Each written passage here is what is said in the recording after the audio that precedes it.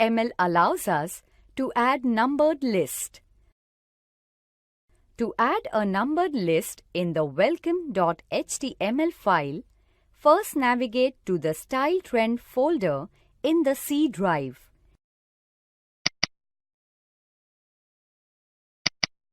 Then, right-click on the welcome.html file and select Open with and click on Notepad. Now make the changes as highlighted on the screen.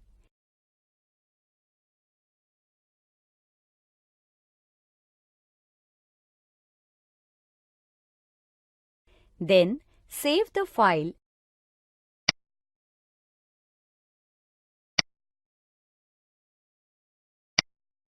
and double-click to open it.